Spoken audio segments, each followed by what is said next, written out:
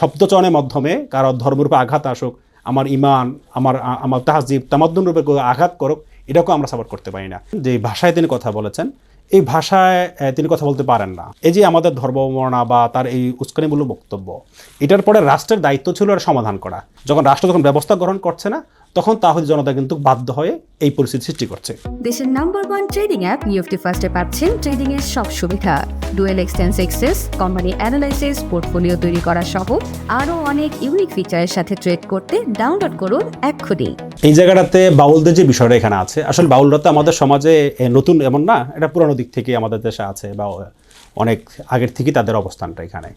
বাকি বাউলদের সব বাউলরা তো আর এরকম মন্তব্য এরকম তার আলোচনা আসছে না, বিশেষ করে যার ব্যাপারে আমরা খুব কয়েকদিন মিডিয়াতে দেখলাম আমরা তুলপার। বিষয়টা হচ্ছে যে প্রথমত বিষয় হলো উনি যে শব্দ চয়নগুলো করেছেন, যে ভাষায় তিনি কথা বলেছেন, এই ভাষায় তিনি কথা বলতে পারেন না। একটা মুসলমান বা একটা ধর্মপ্রেমিক যে কোনো ধর্মের কেউ এটা স্বাভাবিক নিতে পারে না একটা বিষয়।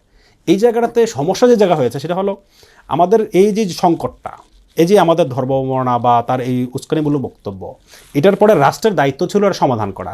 রাষ্ট্রের দায়িত্ব ছিল এটাকে পদক্ষেপ গ্রহণ করা। কিন্তু রাষ্ট্র যখন নীরব থাকলো, রাষ্ট্র যখন ব্যবস্থা গ্রহণ করছে না, তখন তাহলে জনতা কিন্তু বাধ্য হয়ে এই পরিস্থিতি সৃষ্টি করছে। তার মানে হলো রাষ্ট্রের দায়িত্ব পালন করলে এই পরিস্থিতি সৃষ্টি হতো না বলে আমরা বিশ্বাস করি। তবে আমরা এটা তাও বলছি না যেটা পরিবেশ, তার মানে এটা সৃষ্টি করাটা বৈধ, সেটাও আমরা বলছি না। বাকি আমরা অবশ্যই চাই না যে অন্যায়ভাবে বা এই ধরনের শব্দচয়নের মাধ্যমে কারো ধর্মের উপর আঘাত আসুক, আমার ইমান, আমার তাহজিব তামাদ্দুনের উপর আঘাত করুক, এটাকেও আমরা সাপোর্ট করতে পারি না। এজন্য আমরা বলবো প্রচলিত আইনেই এর সর্বোচ্চ বিচার হওয়া প্রয়োজন। পাশাপাশি রাষ্ট্রে যদি উদ্যোগী হয় ভবিষ্যতে এই ধরনের যে কোনো সংকট দেখা দিলে, যে কোনো ধর্মের ব্যাপারই হোক, রাষ্ট্র যদি উদ্যোগী গ্রহণ হয় এবং তাৎক্ষণিক পদক্ষেপ গ্রহণ করে, তাহলে এই ধরনের তৌহিদি জনতার যে ব্যানারে যা দেখি আমরা, এটা হয়তো অনেকটা কমে আসবে এবং একটা স্বাভাবিক পরিবেশ বজায় থাকবে। তৌহিদি জনতা বলতে তাওহিদি জনতা কারা, এটা একটা কিন্তু বিষয় এখানে আছে। আমরা যারা একাত্মবাদকে বিশ্বাস করি, যে এক আল্লাহকে বিশ্বাস করি, তারা আমরা ইমান এনেছি, এরা সকলেই তৌহিদি, এরা তৌহিদিবাদ। তো সেখান থেকে এখানে রাজনৈতিক ফায়দার থেকে, রাজনৈতিক চিন্তা থেকে বা পদ্মার অঞ্চল থেকে কলনারি নাড়ছে বলে আমরা মনে করি না। এটা সাধারণ মানুষের একটা সিম্পিতি জায়গা। আপনার একবার সহজে বলি, আপনার বাবাকে যদি কেউ কটূক্তি করে কথা বলে, তখন আপনি কিন্তু চুপ থাকতে পারবেন না।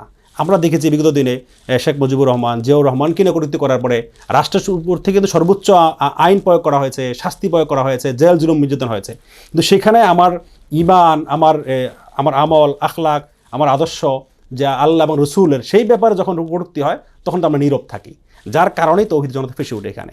এই কারণে আমরা মনে করি যে এই জায়গাটা তো এখানে তৌহিদ জনতা বলতে এটাকে নিয়ে আলাদাভাবে বিভ্রান্ত হওয়ার কোনো সুযোগ নেই, বরং সাধারণ মানুষের ইমান, আমল, তাহাজিদ তামাদ্দুন জায়গা থেকে, যার যার ইমানের জায়গা থেকে সে জ্বলে উঠে।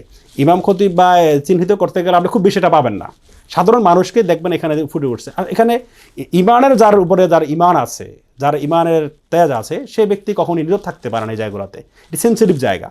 অতএব এই জায়গাতে আমরা বলবো যে রাষ্ট্রের পক্ষ থেকে এগুলো উদ্যোগ হওয়া প্রয়োজন, তাহলে এই সংকটগুলো আমরা কাটতে পারবো এবং এরকম অনেক সংকট আমরা সহজে উত্তোলন করে যেতে পারবো।